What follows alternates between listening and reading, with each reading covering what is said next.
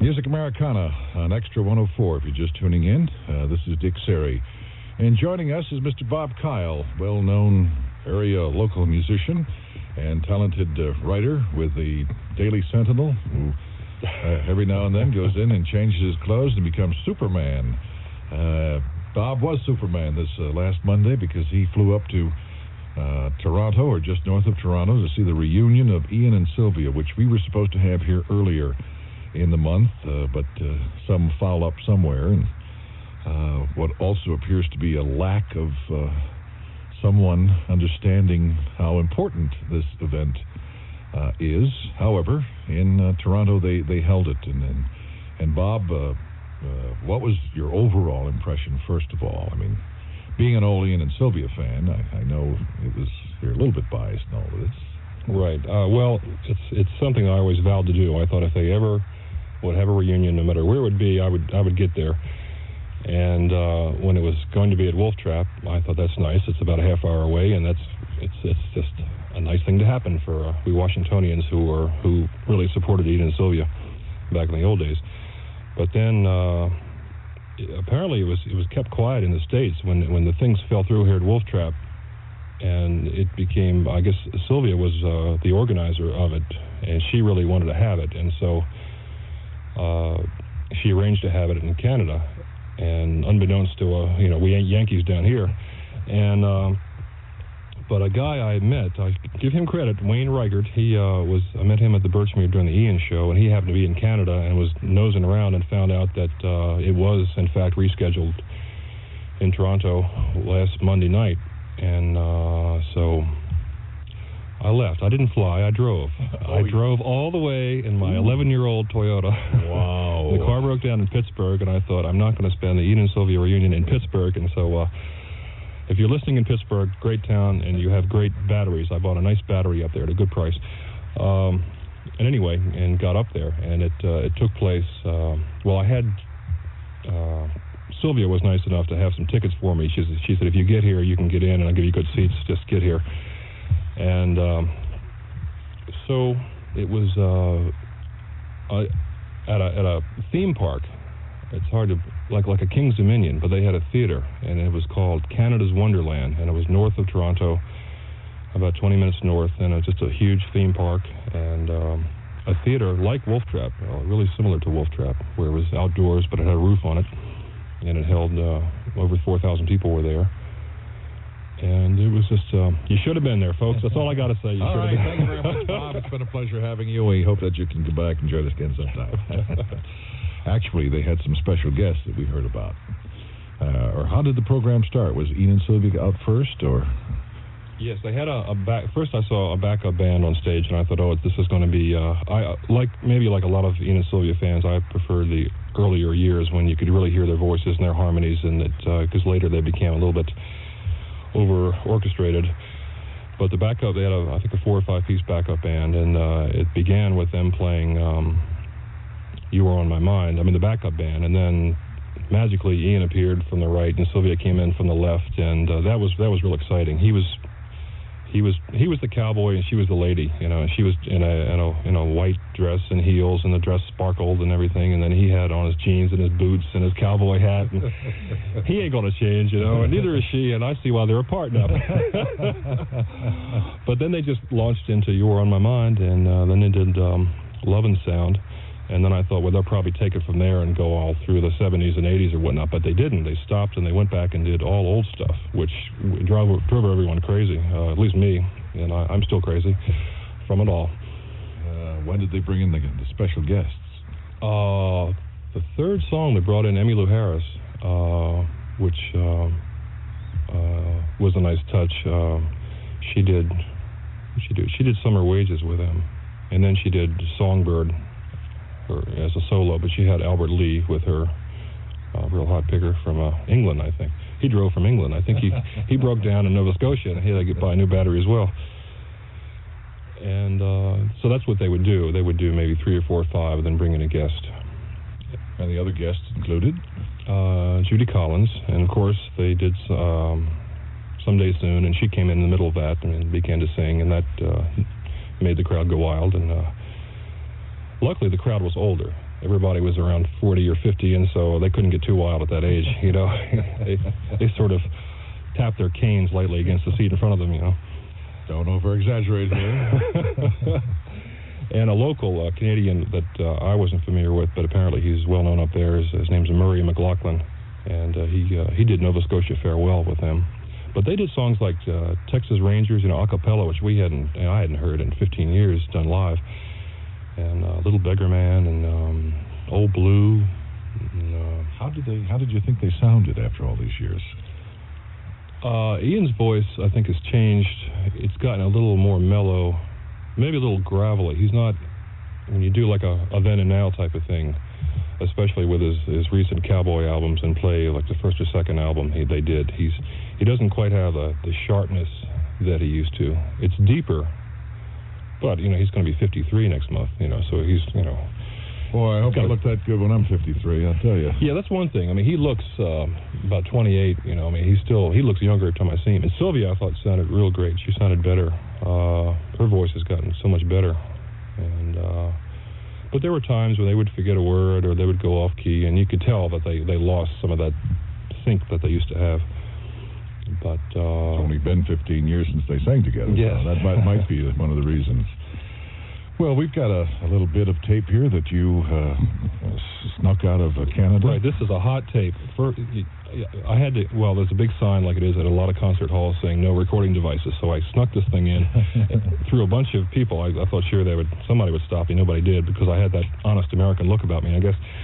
And then I just let it run during most of the show, and then I snuck it back across the border, got all the way down to D.C., and here we are with this hot tape, probably worth millions. And yes, glad you made it back and got over the border without them detecting this, because we are now going to play it. First time heard anywhere on airwaves in Canada or the United States, Mexico. Antarctica, too. There's a lot of folk singers in Antarctica who are tuning in, I think. I believe that. You have to realize that this was a recording that was handheld in the audience. Right, by shaky, nervous hands that I kept looking over my shoulder, waiting for the Mounties to come. And what will we hear? We'll hear them go into Early Morning Rain, and then the guest, the writer of Early Morning Rain, will come out, and you'll hear the crowd applaud. Then you'll hear them applaud again because I think Early Morning Rain, Gordon sounded so well in it. He got his old voice back. Okay, let's give it a listen. Go ahead, Jenny.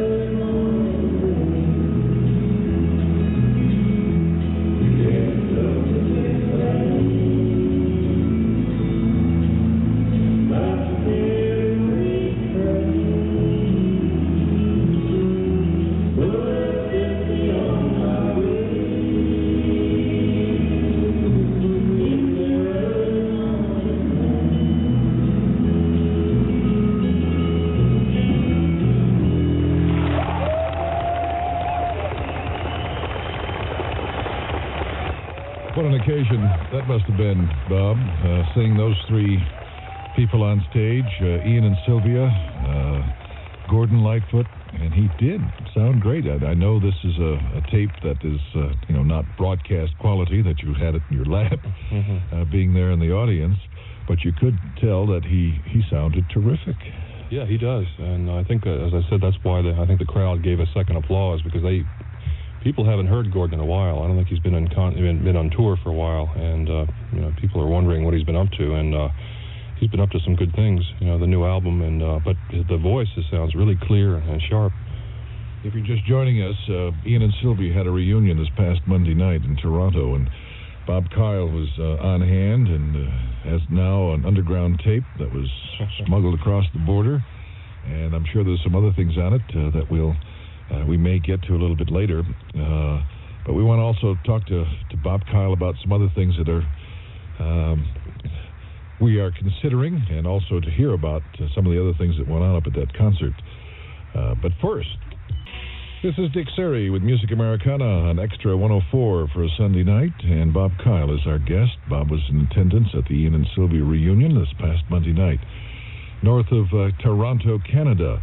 And Bob, we understand that even though there were 4,000 people there, that the whole event was televised, and a lot of the on-stage choreography had to do with cameramen. Right. There were times it seemed like there were more cameramen than there were musicians. There were cameramen everywhere, and especially they were trying to get some close-ups, and they would stand right in front of Ian and Sylvia, and you could hear them singing, but you couldn't see them. But after a while, I got used to that, and this is for a special on the Canadian Broadcasting Company in the fall, which we won't see down here.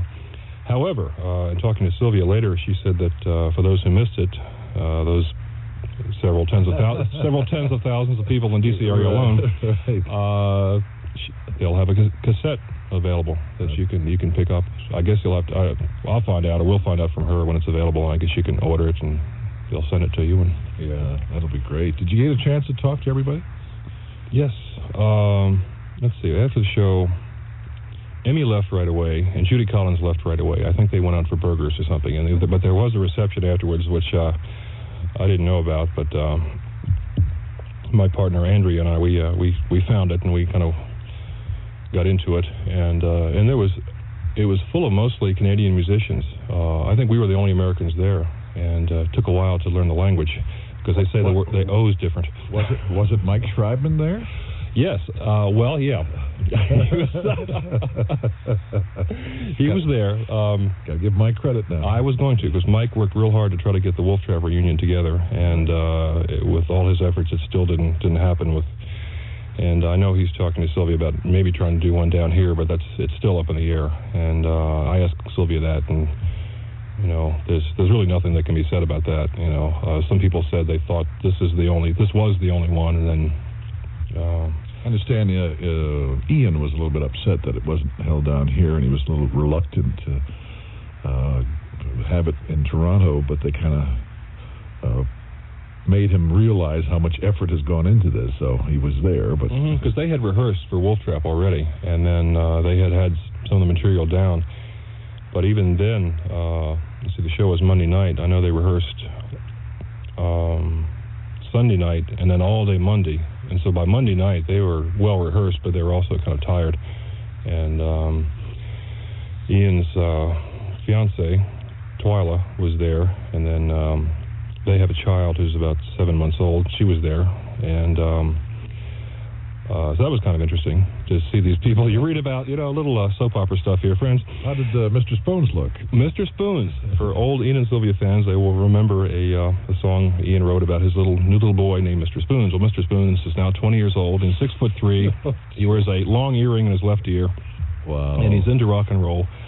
And he looks a lot like Ian did. His profile is a lot like Ian. And last time I saw him, he was sitting on the lap of Ian. He's about 7 months old. Right. And I think when I saw him, he had a couple of people on his lap this time. So did you get a chance to talk to Gordon? Yes, that was nice, because this reception, it was just kind of a closed type of thing, and he was just kind of wandering around talking to people, so I thought, well, I'll wander over to him. And he was, real friendly, and I told him how much I liked his new album and how good he sounds. And he's really excited about his new album. He said it's the best thing I've done in years. And I said, well, your voice sounds so good. It's hard to say that your voice didn't sound so good 3 years ago, Gordon. It's hard to say that, but I thought, well, I'm near the border. I can go home and never come back again. They can't find me. And he said, well, I sound better because I haven't had a drink in 4 years. So that will help. Yeah, so that's interesting because I know some musicians. I mean, being a musician myself, sometimes people take a few belts before they go on stage, thinking that'll do something to them. But I don't know. Old Uncle Gordon says, "Lay off the sauce, friends, and you'll sound better." Well, that's good. You had a good time. Yes, and one other thing I want to mention about because it was on TV, they had giant cue cards in the audience. They had stagehands holding cue cards to all the lyrics of all the songs. And so here's cue cards of Four Strong Winds, and Ian's looking at the cue cards of the song that everybody knows, and especially some other songs, just in case because it was on TV. Yeah. And these cue cards were about 5 feet by 4 feet or something, huge cue cards of every word of every song that was done that night. It must have been fun in the early morning rain. And even still, they still forgot some words. So. Well, it sounds like you had a great time. And you can read all about it in the next Folk News newsletter. I think we'll have a little article, and we'll have some photos in there. That's terrific. All right, let's get all our Ian and Sylvia fans together now, and we'll all join this crazy group from Maine, and we'll sing the...